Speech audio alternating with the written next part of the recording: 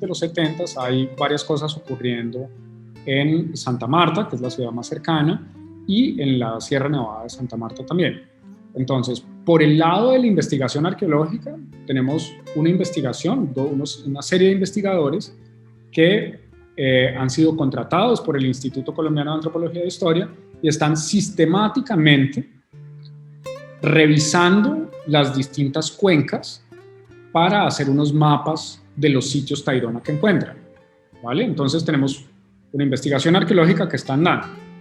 Al mismo tiempo, desde hacía ya bastantes años, lo que llamamos guaqueros, que son las personas que saquean tumbas, se habían dado cuenta que en muchos de estos sitios Tayrona, en la mitad de los anillos habitacionales, usualmente hay una tumba, y esa tumba es como de un ancestro fundador, y es una tumba que tiene un ajuar funerario bastante complejo y rico.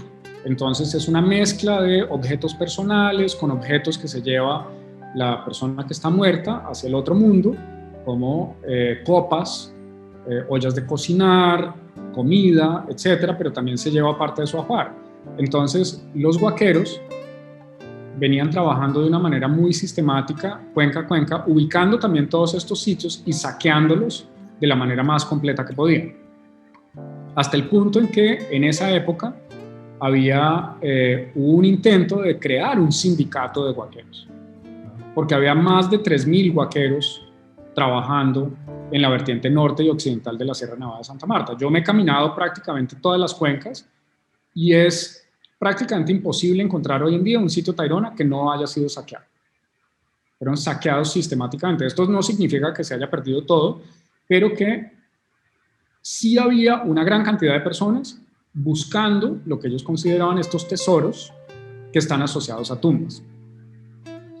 Entonces, ¿cómo cuentan que ocurrió el asunto? Una familia de nombre Sepúlveda, que vivía en la cuenca adyacente o muy cercana a Ciudad Perdida, en la cuenca del río Huachaca, está guaqueando en la zona, y los guaqueros usualmente salen con pocas herramientas, salen con una escopeta y estaban cazando para comer. Matan una pava de monte, esa pava cae, cuando lo van a recoger encuentran que ha caído sobre unos peldaños expuestos de una escalera. Así encontraron los guaqueros, y así las encontramos nosotros los arqueólogos también, muchos de los sitios. Encuentras primero la escalera de acceso en piedra, entonces encontraron esta escalera, se metieron siguiendo la escalera, porque las escaleras Tayrona usualmente son rectas, y empezaron a guaquear el sitio. Y así fue que se encontró Ciudad Perdida. Después, ¿qué ocurre? Otros guaqueros, porque entre los guaqueros y digamos que entre los poderes en la sombra hay un síndrome que yo llamo el boquiflojismo, que es que alguien siempre habla, como se ve en todas las series policíacas, alguien siempre habla. Entonces ellos hablaron, otros guaqueros se enteraron, los siguieron hasta allá, hubo un enfrentamiento entre ellos y murió el hijo de don Florentino, y quien incluso estuvo enterrado en Ciudad Perdida un tiempo hasta que su familia pues lo sacó y lo enterró. Digamos que así fue que fue descubierta Ciudad Perdida como tal. ¿Y qué ocurre? El patrón de esos guaqueros llama al Museo del Oro debido a estos enfrentamientos que están ocurriendo, le dice a la entonces directora del Museo del Oro, que era Clemencia Plazas, encontramos un sitio magnífico en la parte alta del Buritaca, ¿qué tal si el Museo del Oro nos ayuda a guaquearlo? El Museo del Oro dijo, no, eso quizás no funciona así. El museo dio aviso al ICANN, el Instituto Colombiano de Antropología e Historia, solo Instituto Colombiano de Antropología en esa época, y el ICANN envía a un equipo de arqueólogos en el 76 ya al sitio, y ahí ya digamos que oficialmente se encuentra el sitio y arranca ya toda la parte de investigación y restauración en el 76, que dura hasta más o menos 1981, que es cuando ya se abre el parque público. Fascinante. Y entiendo por lo que me explicabas antes, nos hablabas de la civilización tayrona o la sociedad tayrona, no sé cuál es el mejor término para la cultura tayrona.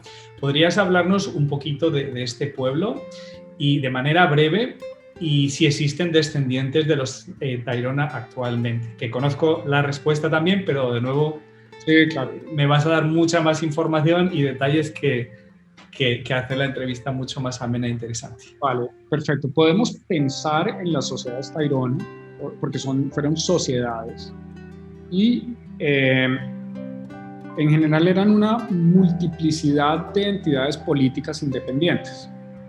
Imagínate España, antes de la unificación, estaba dividida en reinos, independientes los unos de los otros. Italia, ¿vale? Si hoy en día Italia es una unidad,